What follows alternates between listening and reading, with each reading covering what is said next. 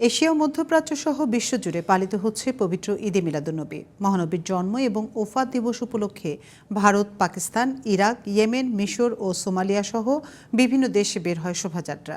ঐতিহাসিক মসজিদ ও দরগাহগুলোতে রাতভর দোয়া ও মিলাদ মাহফিলের পাশাপাশি অনেক স্থানে অসহায় ও দুস্থ মানুষকে দেয়া হয় সহায়তা। ভবিষ্যৎ হোক নিরাপদ, বিনিয়োগ হোক বিশ্বস্ত, আর আমার পছন্দ সল্ট বে। ওয়েলকাম টু সল্ট বে। ভারতে যথাযথ ধর্মীয় ভাবগাম্ভীর্যের মধ্য দিয়ে পালিত হয় পবিত্র ঈদে মিলাদুন্নবী। মহানবী হজরত মোহাম্মদ সাল্লাল্লাহু আলাইহি ওয়াসাল্লামের আদর্শের বার্তা ছড়িয়ে দিতে রাজধানী দিল্লি, মুম্বাই, চেন্নাই সহ প্রধান শহরগুলোতে বের হয় শোভাযাত্রা। ঐতিহ্যবাহী মসজিদগুলোতে রাতভর বিশেষ দোয়া মাহফিল ও দরুদ পাঠের আয়োজন করা হয়। মিলাদুন্নবী উপলক্ষে সবাইকে শুভেচ্ছা জানিয়ে এক্সে পোস্ট করেছেন ভারতের প্রধানমন্ত্রী নরেন্দ্র মোদী।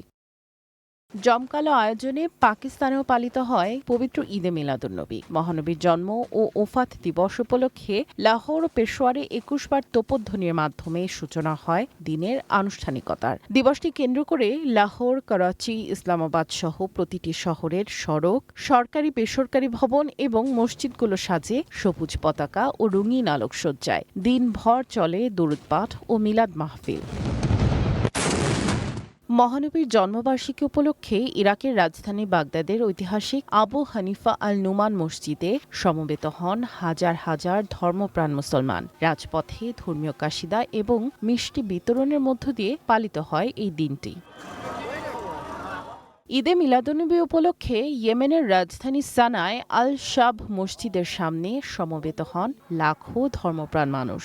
এ সময় অংশগ্রহণকারীদের হাতে ছিল সবুজ পতাকা এবং তাদের মুখে ছিল রাসূল সাল্লাল্লাহু আলাইহি ওয়াসাল্লামের প্রতি আনুগত্যের ধ্বনি। এ সময় বড় পর্দায় বক্তব্য দেন হুথি নেতা আব্দুল মালিক আল হুথি। ইয়েমেনিদের সব রাজনৈতিক পার্থক্য ভুলে ঐক্যের অনন্য নজির দেখা গেছে এই আয়োজনে।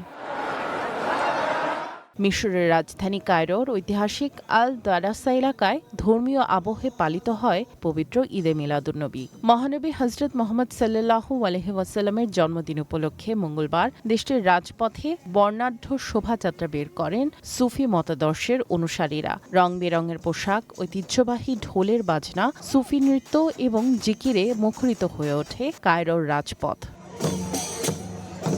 পবিত্র ঈদে মিলাদুন্নবী উপলক্ষে সোমালিয়ার রাজধানী মোগাদিশুতে জিকির ও কাসিদা পরিবেশন করেন হাজারো মুসলমান। কেবল ধর্মীয় আয়োজনই সীমাবদ্ধ ছিল না এবারের ঈদে মিলাদুন্নবী। আন্তর্জাতিক ত্রাণ সহায়তা কমে যাওয়ায় চরম মানবিক সংকটে পড়া লোকজনের মুখে খাবার তুলে দিতে ১৫০০-এরও বেশি উট জবাই করা হয় দেশটিতে।